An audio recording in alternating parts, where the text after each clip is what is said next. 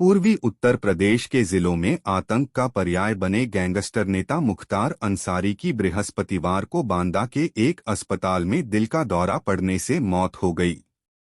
अंसारी की मृत्यु के साथ ही अपराध के एक युग और राजनीति के साथ उसके गठजोड़ के एक अध्याय का अंत हो गया। यह इस तथ्य से परिलक्षित होता है कि अंसारी के खिलाफ हत्या से लेकर जबरन वसूली तक के 65 मामले दर्ज थे, फिर भी वह विभिन्न राजनीतिक दलों के टिकट पर 5 बार विधायक चुना गया। साल 1963 में एक प्रभावशाली परिवार में जन्मे अंसारी ने राज्य में पनप रहे सरकारी ठेका माफियाओं में खुद को और अपने गिरोह को स्थापित करने के लिए अपराध की दुनिया में प्रवेश किया। साल 1978 की शुरुआत में महज 15 साल की उम्र में अंसारी ने अपराध की दुनिया में कदम रखा। अंसारी खिलाफ भारतीय दंड संहिता की धारा 506 आपराधिक धमकी के तहत गाजीपुर के सैदपुर थाने में पहला मामला दर्ज किया गया था। लगभग एक दशक बाद 1986 में, जब तक वह ठेका माफियाओं के बीच एक जाना पहचाना चेहरा बन चुका था, तब तक उसके खिलाफ गाजीपुर के मोहम्मदाबाद थाने में भारतीय दंड संहिता की धारा 302 हत्या के तहत एक और मामला दर्ज हो चुका था। अगले एक दशक में वह अपराध की दुनिया में कदम जमा चुका था और उसके खिलाफ जघन्य अपराध के तहत कम से कम 14 और मामले दर्ज हो चुके थे। हालांकि अपराध में बढ़ता अंसारी का कद राजनीति में उसके प्रवेश में बाधा नहीं बना। अंसारी पहली बार 1996 में मऊ से बहुजन समाज पार्टी बसपा के टिकट पर विधायक चुना गया था। उसने 2002 और 2007 के विधानसभा चुनावों में एक निर्दलीय उम्मीदवार के रूप में इस सीट पर अपनी जीत का सिलसिला कायम रखा। साल 2012 में अंसारी ने कौमी एकता दल क्यूईडी बनाया और मऊ से फिर से जीत हासिल की। 2017 में उन्होंने फिर से मऊ से चुनाव लड़ा और जीत हासिल की।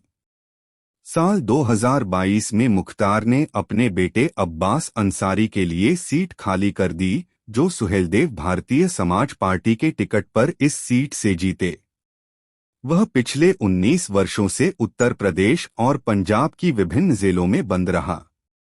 साल 2005 से जेल में रहते हुए उसके खिलाफ हत्या और गैंगस्टर अधिनियम के तहत 28 मामले दर्ज थे और सितंबर 2022 से 8 आपराधिक मामलों में उसे दोषी ठहराया गया था। फिलहाल मुख्तार अंसारी पर विभिन्न अदालतों में 21 मुकदमे लंबित थे। लगभग 37 साल पहले धोखाधड़ी से हथियार लाइसेंस प्राप्त करने के एक मामले में इस महीने की शुरुआत में वाराणसी की सांसद विधायक अदालत ने उन्हें आजीवन कारावास और 2.02 लाख रुपए के जुर्माने की सजा सुनाई थी।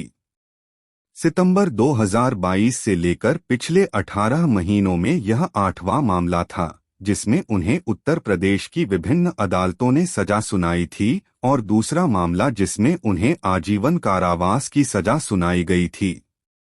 गाजीपुर जिले में तत्कालीन विधायक कृष्णानंद राय की 29 नवंबर 2005 को हुई हत्या तथा वाराणसी में 22 जनवरी 1997 को व्यापारी नंद किशोर रुंगटा उर्फ नंदू बाबू के अपहरण व हत्या के मामले में गैंगस्टर अधिनियम के तहत कार्रवाई की गई थी।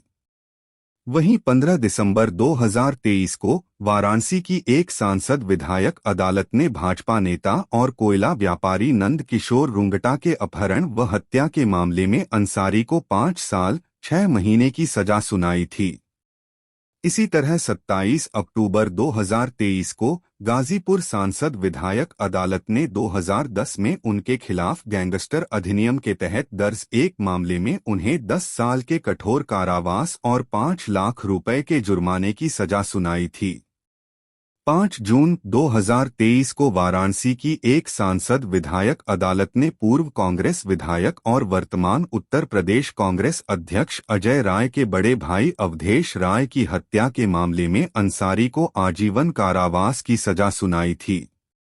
3 अगस्त 1991 को जब अवधेश और उनके भाई अजय वाराणसी के लहुराबीर इलाके में अपने घर के बाहर खड़े थे, तब अवधेश राय को गोलियों से भून दिया गया था। इसी प्रकार 29 अप्रैल 2023 को गाजीपुर सांसद विधायक अदालत ने भाजपा विधायक कृष्णानंद राय की हत्या के मामले में अंसारी को 10 साल कैद की सजा सुनाई थी।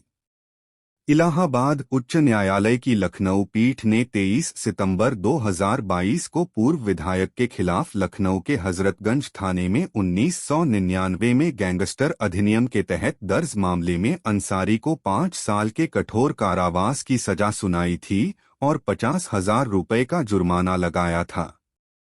15 दिसंबर 2022 को गाजीपुर सांसद विधायक अदालत ने उनके खिलाफ 1996 और 2007 में गैंगस्टर अधिनियम के तहत दर्ज 2 अलग अलग मामलों में उन्हें 10 साल की कैद की सजा सुनाई थी और प्रत्येक मामले में 5 से 5 लाख रुपए जुर्माना लगाया था। पिछले 13 महीनों में अंसारी को पहली सजा इलाहाबाद उच्च न्यायालय की लखनऊ पीठ ने सुनाई थी। 2003 में लखनऊ जिला जेल के जेलर को धमकी देने के आरोप में उन्हें 21 सितंबर 2022 को 7 साल की कैद की सजा सुनाई गई थी। पुलिस के मुताबिक 2020 से अंसारी गैंग के खिलाफ कार्रवाई तेज हुई और 608 करोड़ रुपए की अवैध संपत्ति जब्त या ध्वस्त की गई। इस अवधि में गिरोह के 215 रुपए से अधिक मूल्य के अवैध कारोबार ठेके अनुबंध को भी पुलिस ने